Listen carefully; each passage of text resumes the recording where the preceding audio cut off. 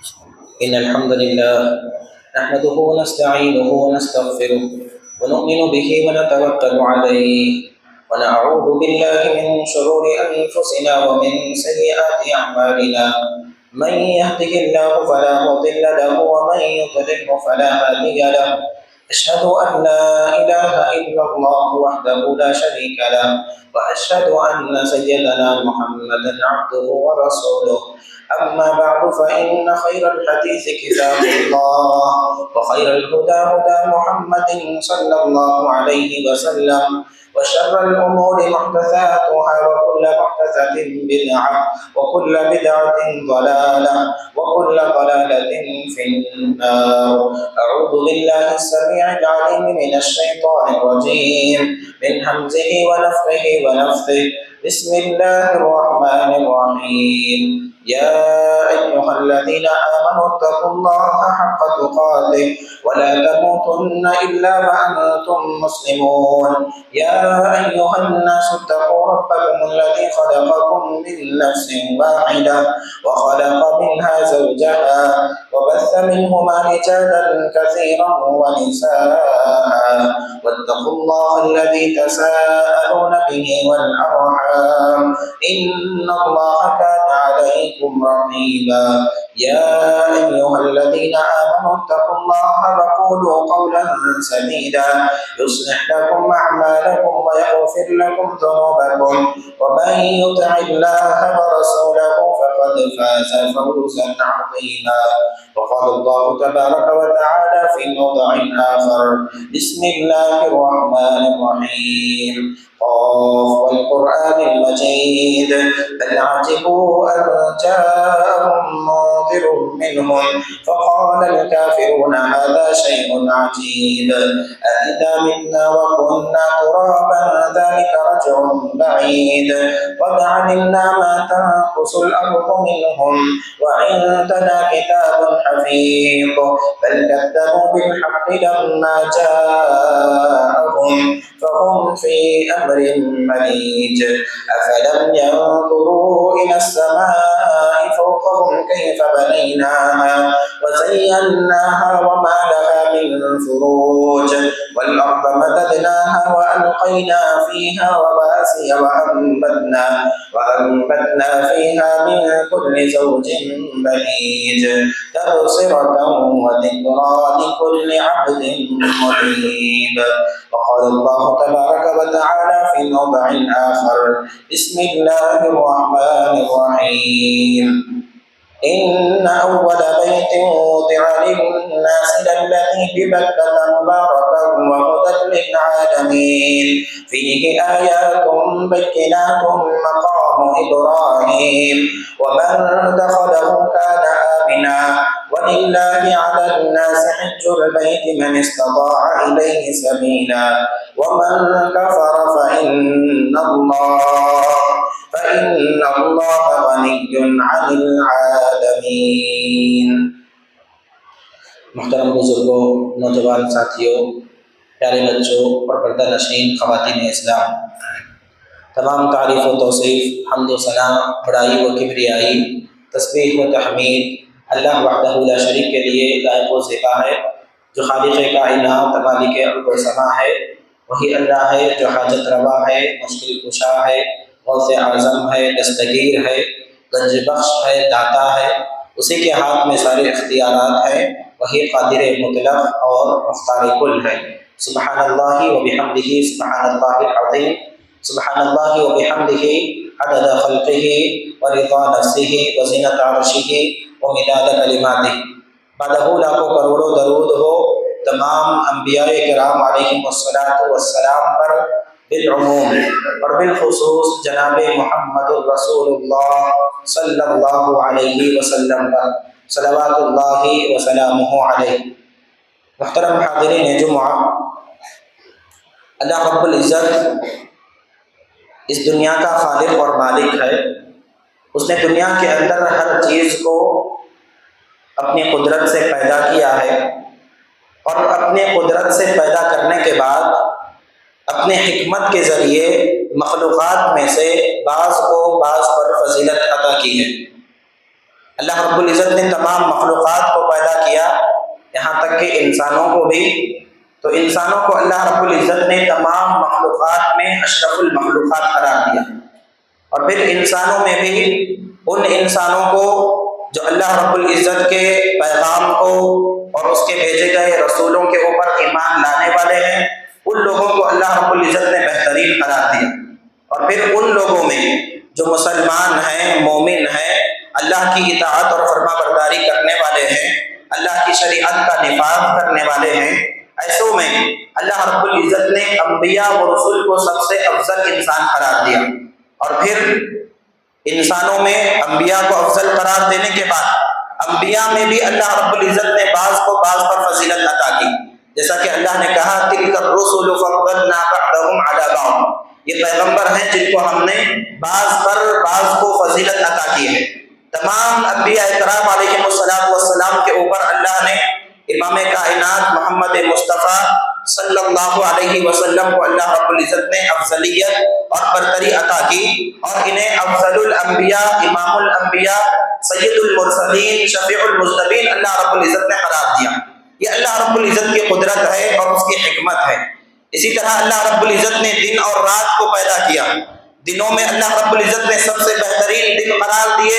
تو ذی الحجہ کے ابتدائی 10 دنوں کو قرار دیا، اور پھر ان دنوں میں بھی اللہ رب العزت نے کہا کہ یوم النحر یعنی عید الاضحیٰ کا دن سب سے بہترین اور سب سے افضل ترین دن ہے دنیا کے تمام دنوں کے اندر۔ اور پھر اللہ نے راتوں کو پیدا کیا تو راتوں میں اللہ رب العزت نے فضیلت عطا کی لیلۃ القدر کو، کہ لیلۃ القدر خیر من الف شہر، کہ یہ 1000 مہینوں سے بہتر ہے۔ اللہ رب العزت نے راتوں میں لیلۃ القدر کو فضیلت عطا کی۔ اسی طرح اللہ رب العزت نے مہینوں کو پیدا کیا تو مہینوں میں بھی اللہ رب العزت نے بعض مہینوں کو حرمت والا مہینہ قرار دیا کہ جن کا احترام، جن کا تقدس اور جن کی عزت ضروری ہے، اور پھر ان احترام والے مہینوں میں بھی اللہ رب العزت نے بعض مہینوں کو ان احترام والے مہینوں سے الگ رمضان المبارک کے مہینے کو فضیلت عطا کی، اور تمام 12 مہینوں میں سب سے زیادہ فضیلت والا مہینہ اور مبارک مہینہ رمضان المبارک کے مہینے کو قرار دیا۔ اللہ نے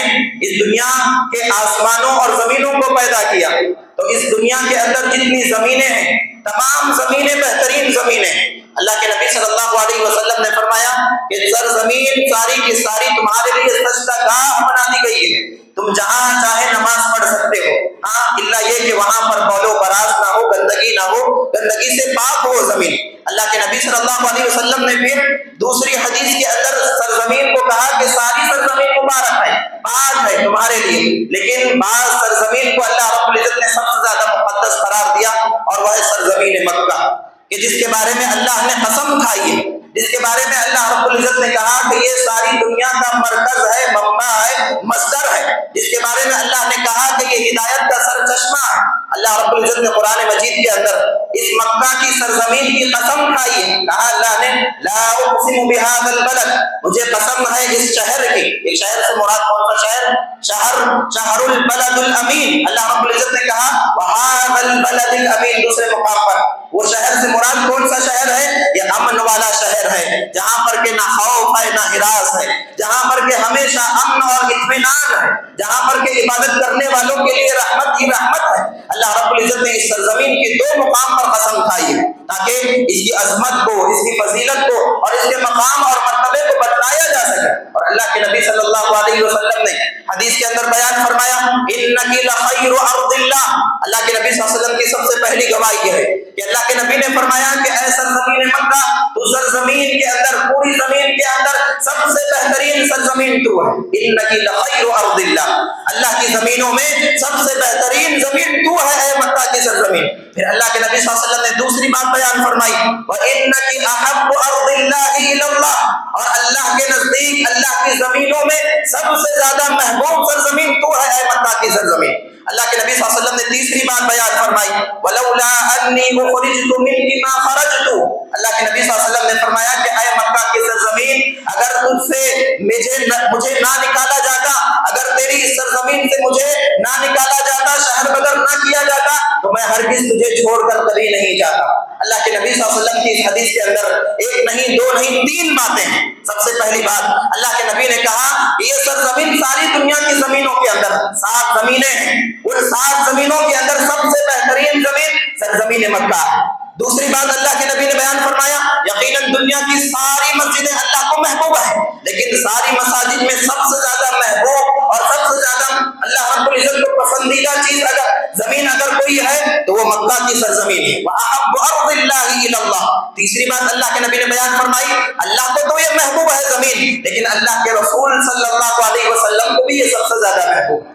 اللہ کے نبی صلی اللہ علیہ وسلم بھی اس سے بہت زیادہ محبت کرتے تھے۔ یہی وجہ ہے کہ اللہ کے نبی صلی اللہ علیہ وسلم جب مکہ سے ہجرت کر کے مدینہ گئے تو مدینہ جا کر اللہ کے نبی صلی اللہ علیہ وسلم اور صحابہ اکرام کی طبیعت ناساز ہو گئی تو اللہ کے نبی صلی اللہ علیہ وسلم نے دعا کی اللہم حبب الینا المدینہ کحبنا الینا المکہ او اشد او کما قال علیہ الصلوۃ والسلام۔ اللہ کے نبی صلی اللہ علیہ وسلم نے فرمایا کہ اے اللہ ہمارے پاس اور ہمارے نزدیک اس مدینہ کی سرزمین کو تو اسی طرح محبوب بنا دے جس طرح کہ مکہ کی سرزمین ہمارے لیے محبوب تھی، یا پھر مدینہ کی سرزمین کو اس سے کہیں زیادہ ہمارے لیے محبوب بنا دے۔ اللہ کے نبی صلی اللہ علیہ وسلم نے دعا کی تو اس سے اللہ کے نبی صلی اللہ علیہ وسلم اس سرزمین سے محبت کرتے تھے۔ ان تمام احادیث سے یہ بات ثابت ہوتی ہے کہ دنیا کے اندر سب سے بہترین سرزمین مکہ کی سرزمین ہے، اور ہو بھی کیوں نہ، ہاں یہ زمین سب سے بہترین اور پسندیدہ ہو بھی کیوں نہیں، کیونکہ اس سرزمین کے اندر سب سے افضل رسول کو اللہ رب العزت نے مبعوث فرمائی۔ اللہ کے نبی صلی اللہ علیہ وسلم کو اللہ نے یہاں پر پیدا کیا۔ یہی وہ سرزمین تھی جہاں پر کہ اللہ کے رسول صلی اللہ علیہ وسلم اپنے عمر بہار کے تقریباً 50 سال گزارے۔ اللہ کے نبی صلی اللہ علیہ وسلم نے 50 سال یہاں پر زندگی گزاری، اور یہی وہ سرزمین تھی جہاں پر کہ اللہ کے نبی صلی اللہ علیہ وسلم کو نبی بنا کر مبعوث کیا گیا۔ یہی وہ سرزمین تھی جہاں پر کہ اللہ رب العزت نے اس قرآن کو، اس کتاب کو نازل کیا جو اپنے سے پہلے تمام کتابوں کو منسوخ کرتی ہے، جو اپنے سے پہلے تمام شریعتوں کو منسوخ کرتی ہے، جو اپنے سے پہلے تمام انبیاء کی تعلیمات کو منسوخ کرتی ہے، اور اس کتاب کو نازل کیا جس کے ایک ایک حرف کے پڑھنے پر ایک ایک نیکی دی جاتی ہے، اس کتاب کو نازل کیا جس کے ایک ایک حرف کے اندر اللہ نے شفا رکھی ہے، اس کتاب کو اللہ رب العزت نے نازل کیا کہ جس کی حفاظت کی ذمہ داری اللہ نے خود لی ہے، اس کتاب کو اللہ نے نازل کیا جو ساری دنیا کے لیے ہدایت کا سرچشمہ ہے۔ یہی وہ سرزمین ہے مکہ کی سرزمین جہاں پر کہ اللہ کے رسول صلی اللہ علیہ وسلم کے اوپر قرآن جیسا کلام نازل ہوا، اور اتنا ہی نہیں، اس سے بڑی بات کہ یہی وہ سرزمین ہے جس سرزمین سے کہ صحابہ جیسے شہدائی اور فدائی صحابہ کرام کو اللہ نے پیدا کیا، جو اسلام کے نام پر مر مٹنے والے تھے، جو اسلام کے نام پر اپنی جانوں کا نذرانہ پیش کرنے والے تھے، جو اسلام کے لیے ہر جو قربانی جو اسلام نے مانگی اس کو دینے کے لیے تیار تھے۔ یہی وہ سرزمین تھی جس کی مٹی سے صحابہ کرام جیسے جانثار صحابہ کرام اللہ رب العزت نے پیدا کیے، اور اس اسلام کو اللہ رب العزت نے اور اسلام کے علم کو اللہ رب العزت نے بلند کیا۔ میرے بھائیوں یہ سرزمین مکہ بہت سی خصوصیات اپنے اندر رکھتی ہے کہ اس سرزمین کے اندر اللہ کے نبی حضرت ابراہیم خلیل اللہ علیہ السلام آئے تھے، اور اللہ کے نبی حضرت ابراہیم خلیل اللہ علیہ السلام نے اس کے حق میں دعا کی۔ کیا دعا کی تھی؟ کہا اللہ رب العزت نے قرآن مجید کے اندر وَإِذْ قَالَ إِبْرَاهِيمُ رَبِّ اجْعَلْ هَٰذَا الْبَلَدَ آمِنًا، کہا اللہ رب العزت نے اس وقت کو یاد کرو جب ابراہیم نے کہا کہ اے اللہ رب العزت اس مبارک شہر کو تو امن والا شہر بنانا، هَٰذَا الْبَلَدَ آمِنًا۔ ہاں اللہ رب العزت نے کہا کہ اس شہر کو حضرت ابراہیم خلیل اللہ علیہ السلام نے امن والا شہر بنانے کی اللہ رب العزت سے دعا کی، هذا البلد آمنا واجنبنی وبنی ان نعبد الاصنام، دعا کی کہ اے اللہ مجھے اور میری اولاد کو بتوں کی عبادت سے بچانا۔ رب انہن اضللن کثیرا من الناس، ان بتوں نے تیری مخلوقات میں سے بہت سے لوگوں کو گمراہ کیا،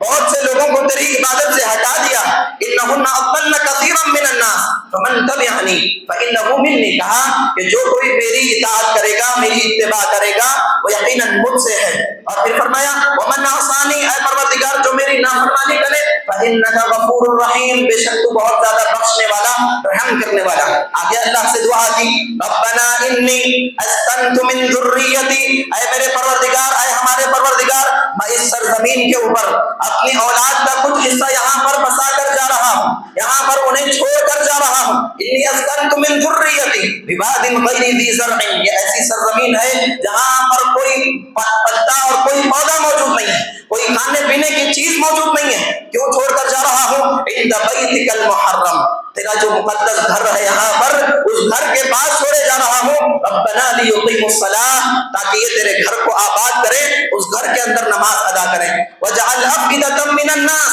تهوی الیہم وارزقهم من الثمرات، اللہ رب العزت سے دعا کی کہ اے اللہ اس سرزمین کی طرف تو لوگوں کے دلوں کو مائل کر دے، اور پھر یہاں پر تو دنیا بھر کے جتنے پھل ہیں ان تمام کو یہاں پر تو جمع کر دے، تهوی الیہم وارزقهم من الثمرات لعلهم یشکرون، تاکہ وہ شکر ادا کر سکیں۔ اس دعا کے اندر کتنی باتیں ہیں، سب سے اہم بات یہ ہے کہ حضرت ابراہیم خلیل اللہ علیہ السلام نے اس شہر کے متعلق جو دعا کی، اللہ رب العزت نے اس دعا کو قبول کیا۔ وہ دعا کیا تھی کہ اللہ اس شہر کو تو امن والا شہر بنانا، اور یہ دعا بہت زیادہ معنی رکھتی ہے آج بھی اور آج سے پہلے بھی اور قیامت تک زیادہ معنی رکھتی ہے۔ وجہ کیا ہے؟ کیونکہ اس سرزمین کی طرف لوگ رجوع کریں گے، اس سرزمین کی طرف لوگ قصد کریں گے، اس سرزمین کی طرف لوگ عازم حج اور عازم عمرہ بن کر آئیں گے، اور جب یہاں پر آئیں گے ہو سکتا ہے ان کا مال ختم کر لیا جائے، ہاں ان کا مال غبن کر لیا جائے، ہو سکتا ہے ان کے ساتھ ناحق اور ناانصافی کی جائے، ہاں ہو سکتا ہے ان کی جانوں کو قتل کر دیا جائے۔ اللہ رب العزت سے انہوں نے جو دعا کی سب سے زیادہ معنی رکھتی ہے کہ اے اللہ اس شہر کو تو امن والا شہر بنانا۔ اگر امن نہ ہو عبادت ناممکن ہے، اگر امن نہ ہو تو اللہ کے سامنے ایک رکوع اور ایک سجدہ کرنا بھی ناممکن ہے۔ تو اسی لیے سب سے پہلے دعا کی یہاں پر عبادت کرنا ہے ہمیں، اس شہر کو تیری عبادت کا مرکز بنانا ہے ہمیں، اس شہر کو تیری عبادت کا تو نے مرکز بنایا ہے، تو اے اللہ اس شہر کو تو امن والا بنانا، تاکہ عبادت کرنے والوں کے عبادت کے اندر سکون اور اطمینان ہو، عبادت کرنے والوں کی عبادت کے اندر خشوع اور خضوع پایا جائے۔ ربنا لیقیموا الصلاۃ بعد میں کہا، کیوں؟ کیونکہ جہاں پر بھی امن نہ ہو، بے اطمینانی ہو، خوف اور ہراس ہو، وہاں پر رہنا بسنا اور وہاں پر عبادت کرنا ناممکن ہو جاتا ہے۔ اس لیے اللہ رب العزت سے دعا کی کہ اللہ اس شہر کو امن والا شہر بنانا، اور اللہ رب العزت نے اس دعا کو قبول کیا۔ یہی وجہ ہے کہ آج دور دراز سے لوگ یہاں پر آتے ہیں، لیکن بڑے ہی امن و امان کے ساتھ حج کر کے، عمرہ کر کے، طواف کر کے، صفا و مروہ کی سعی کر کے، قربانی کر کے، اور نہ جانے کن کن عبادتوں کو ادا کر کے یہاں پر سے واپس آتے ہیں، اور سکون اور اطمینان کے ساتھ اور پورے حفاظت کے ساتھ اپنے گھروں کو پہنچ جاتے ہیں۔ حضرت ابراہیم خلیل اللہ علیہ السلام کی دعا کا نتیجہ ہے۔ اللہ رب العزت نے حضرت ابراہیم خلیل اللہ علیہ السلام کو حکم دیا کہ آپ اپنی بیوی ہاجرہ اور اپنے بیٹے اسماعیل کو یہاں پر لا کر چھوڑیں۔ حضرت ہاجرہ اور اسماعیل کو لا کر چھوڑا گیا تو آپ کے ساتھ ایک کھجور کا بستہ اور ایک پانی کا مشکزہ تھا، اور حضرت اسماعیل علیہ السلام کی حالت یہ تھی کہ وہ ابھی دودھ پیتے بچے تھے۔ حضرت ہاجرہ نے کہا کہ ایسے وادی زیر زرع میں، ایسے نخلستان میں، ایسے سنگلاخ میدان میں آپ ہمیں چھوڑے جا رہے ہیں جہاں نہ انسان نام کی کوئی ذات رہتی ہے، جہاں پر نہ کہ کوئی پانی کی چیز ہے، نہ کھانے کی کوئی چیز موجود ہے، ایسے مقام پر آپ ہمیں چھوڑے جا رہے ہیں۔ بار بار پوچھ رہی ہیں حضرت ہاجرہ۔ آخر میں سوال کیا، اللہ کو ہمارا کا بحق، کیا اللہ رب العزت نے ہمیں یہاں پر چھوڑنے کا حکم دیا ہے؟ تو حضرت ابراہیم نے کہا نعم، ہاں اللہ نے چھوڑنے کا حکم دیا۔ حضرت ہاجرہ نے اس وقت کیا کہا، اذا لا یضیعنا، اگر یہ اللہ کا حکم ہے اور اللہ کے حکم سے آپ ہمیں یہاں پر چھوڑ کر جا رہے ہیں، ہرگز اللہ ہمیں ضائع نہیں کرے گا۔ حضرت ابراہیم علیہ السلام نے وہاں پر چھوڑا اپنے اولاد کو، اور دور جا کر اللہ سے دعا کی، ربنا انی اسکنت من ذریتی بواد غیر ذی زرع عند بیتک المحرم۔ وہ جو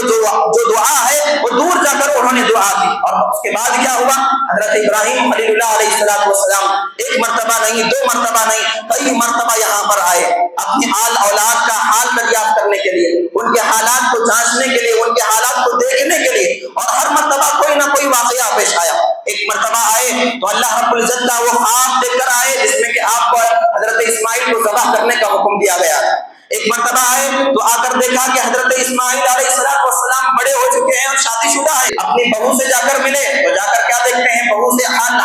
احوال دریافت کیے تو اس نے ناشکری کا اظہار کیا، تو آپ نے کہا کہ میرے بیٹے کو ذرا سلام کہنا اور کہنا اپنے گھر کی چوکھٹ کو بدل لے۔ اس کے بعد وہ دوسرا واقعہ پیش آیا، جب دوسری مرتبہ آئے تو آ کر کہا کہ میرے بیٹے کو سلام کہنا اور کہنا کہ اپنے گھر کی چوکھٹ کی حفاظت کرے اور اس کو باقی رکھے۔ اور جب تیسری مرتبہ آئے تو یہ حکم لے کر آئے، کہا کہ اے بیٹے اللہ نے حکم دیا ہے کہ ہم اس سرزمین پر اللہ کا ایک گھر بنائیں، ہم اس سرزمین کے اوپر اللہ رب العزت کا ایک گھر تعمیر کریں۔ اللہ رب العزت کا یہ حکم ہے اور مجھے تمہاری مدد کی ضرورت ہے، تمہارے تعاون کی ضرورت ہے۔ بیٹا حکم کی فرما برداری کرنے والا باپ کا فرما بردار تھا، فوراً کہا کہ اے ابا جان یقیناً ہم اس کے لیے تیار ہیں۔ اور پھر اللہ نے کیا کہا؟ اس چیز کا ذکر کیا، وَإِذْ يَرْفَعُ إِبْرَاهِيمُ الْقَوَاعِدَ مِنَ الْبَيْتِ وَإِسْمَاعِيلُ، یاد کیجئے اس وقت کو جب ابراہیم اور اسماعیل اس گھر کی بنیادوں کو بلند کر رہے تھے۔ حضرت اسماعیل علیہ السلام اپنے کندھوں پر پتھر ڈھو رہے تھے تو حضرت ابراہیم علیہ السلام اس گھر کی دیواریں بلند کر رہے تھے۔ جب مقام آپ کی اونچائی تک پہنچ گیا، آپ کا ہاتھ اپنے آپ کی اونچائی سے اوپر نہ جانے لگا، تو حضرت اسماعیل علیہ السلام ایک بلند اور بالا پتھر لے کر آئے اور کہا کہ ابا جان آپ اس پر چڑھ جائیں اور اس پر چڑھ کر اس خانہ کعبہ کی دیواروں کو مزید بلند کریں، جس کو کہ اللہ نے کہا مقام ابراہیم۔ اسی کو اللہ رب العزت نے کہا مقام ابراہیم ہے وہ مقام جہاں پر ٹھہر کر حضرت ابراہیم علیہ السلام نے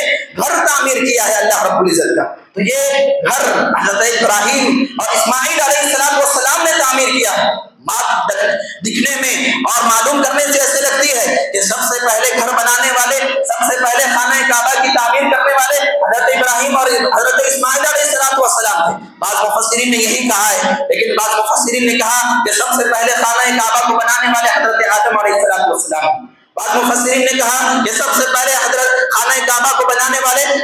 اللہ رب العزت کے فرشتے، مقدس فرشتے ہیں جنہوں نے اس گھر کو تعمیر کیا۔ امام ابن کثیر رحمۃ اللہ علیہ فرماتے ہیں یہ تمام کی تمام باتیں کہ آدم نے بنایا تھا، فرشتوں نے بنایا تھا، یہ تمام اسرائیلی روایات ہیں، لیکن قرآن اور حدیث ہمیں یہ بتلاتی ہے کہ اس گھر کو تعمیر کرنے والے حضرت ابراہیم اور حضرت اسماعیل علیہ السلام یہ اصل میں عمار ہیں۔ یہ سب سے پہلے اس گھر کو آباد کرنے والے لوگ کہ حضرت ابراہیم اور حضرت اسماعیل علیہ السلام۔ اور اللہ رب العزت نے اس گھر کے بارے میں یہی بات بیان فرمائی ان اول بیت وضع للناس، یہ سب سے پہلا گھر جو لوگوں کی عبادت کے لیے بنایا گیا، لوگوں کے لیے بنایا گیا تاکہ وہ اللہ کی عبادت کر سکیں، یہ وہی گھر ہے للذی ببکۃ مبارکہ، جو کہ مکہ کے اندر ہے، جو کہ سب سے زیادہ مبارک ہے، وہدی للعالمین، لوگوں کے لیے ہدایت کا سرچشمہ ہے۔ یہ مکہ کی سرزمین لوگوں کے لیے مرکز ہے ہدایت کے لیے، لوگ یہاں سے ہدایت حاصل کرتے ہیں۔ اللہ رب العزت نے نبی صلی اللہ علیہ وسلم کو یہاں پر مبعوث فرمایا، یہ ہدایت کا سرچشمہ ہے، وہدی للعالمین۔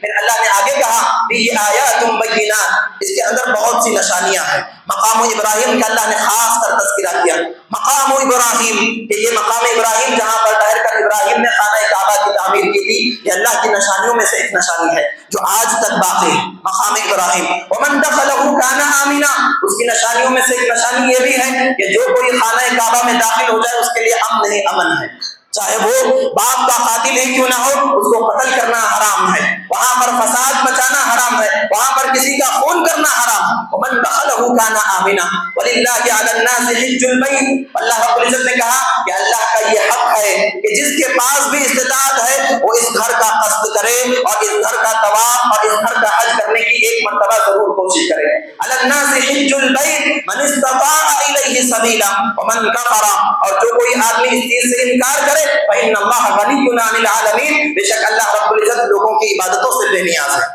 اللہ رب العزت نے اس آیت کریمہ کے اندر کہا کہ یہ سب سے پہلا گھر ہے جو اس سرزمین کے اوپر اللہ کی عبادت کے لیے بنایا گیا۔ اللہ کے نبی صلی اللہ علیہ وسلم سے ایک مرتبہ صحابی نے پوچھا ای بیت اول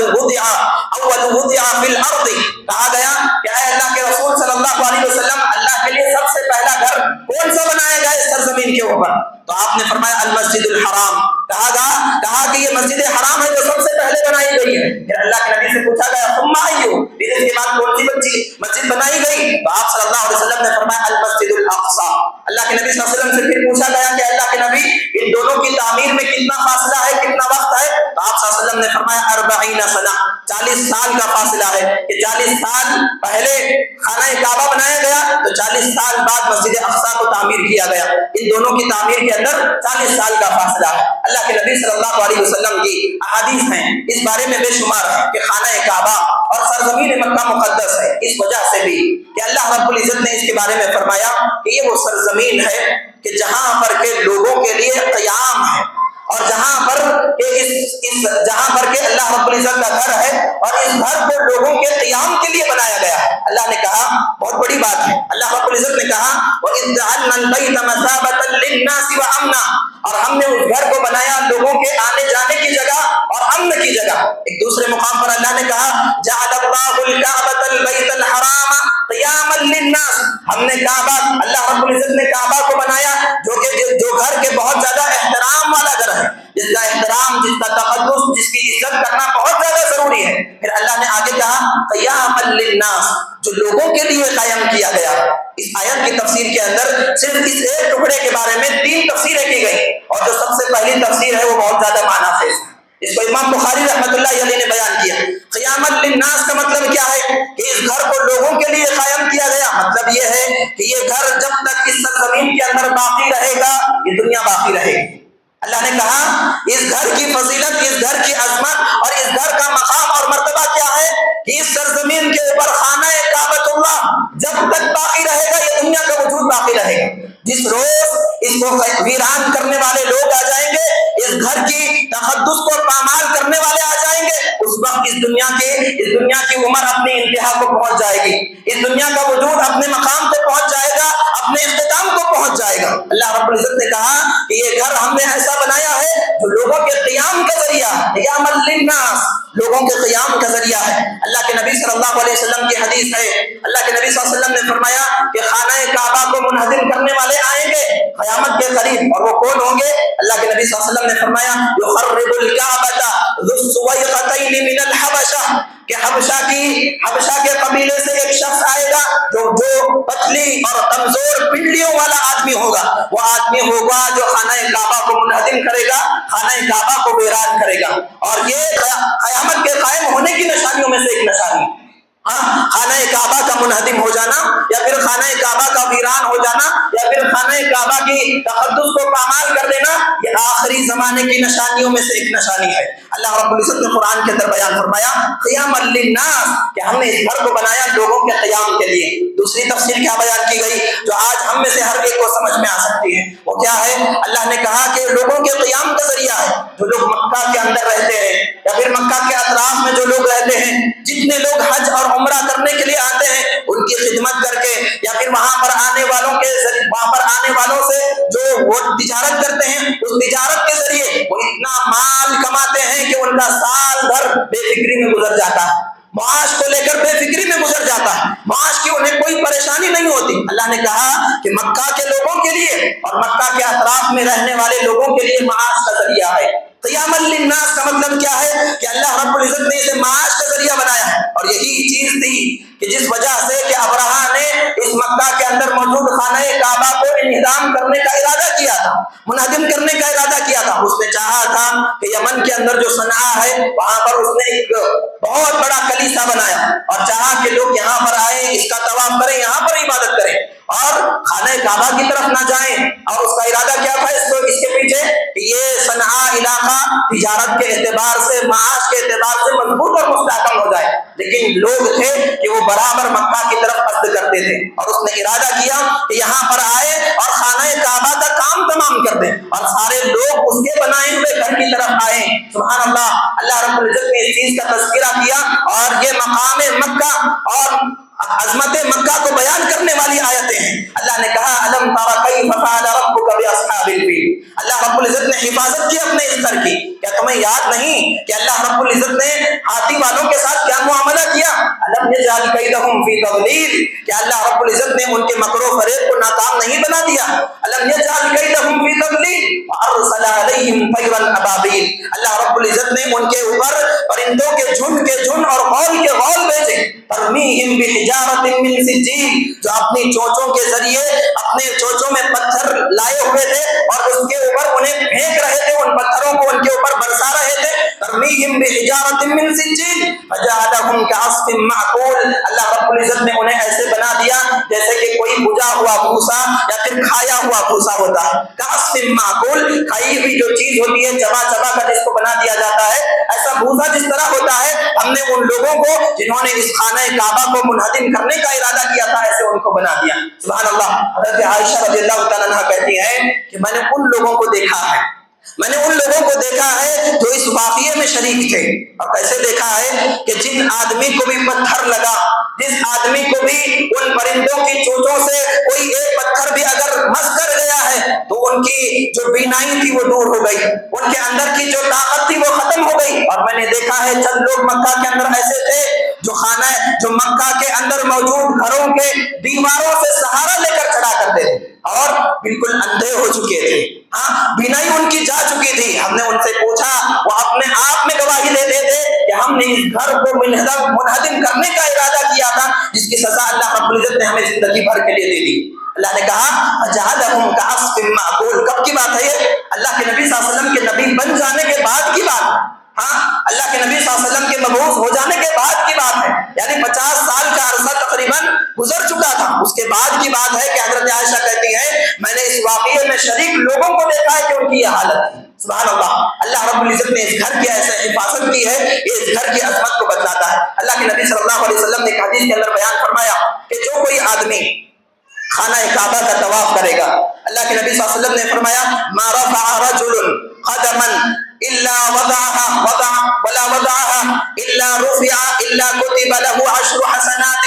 وحط عنه 10 سيئات ورفع له 10 درجات او كما قال عليه الصلاه والسلام. اللہ کے نبی صلی اللہ علیہ وسلم نے فرمایا کہ جو کوئی اس گھر کا طواف کرے گا، اللہ رب العزت اس کے نامہ اعمال میں 10 نیکیاں لکھ دیں گے. اللہ رب العزت اس کے نامہ اعمال میں سے 10 گناہ کو مٹا دیں گے. اور رفع له 10 درجات، اللہ رب العزت اس کے ایک ایک قدم پر اس کے 10 درجات کو بلند فرمائیں گے، چاہے وہ دنیا کے اندر بھی ہو یا پھر آخرت کے اندر بھی ہو. اللہ کے نبی صلی اللہ علیہ وسلم نے فرمایا کہ المسجد الحرام صلاۃ فی المسجد الحرام افضل من 100,000 صلاۃ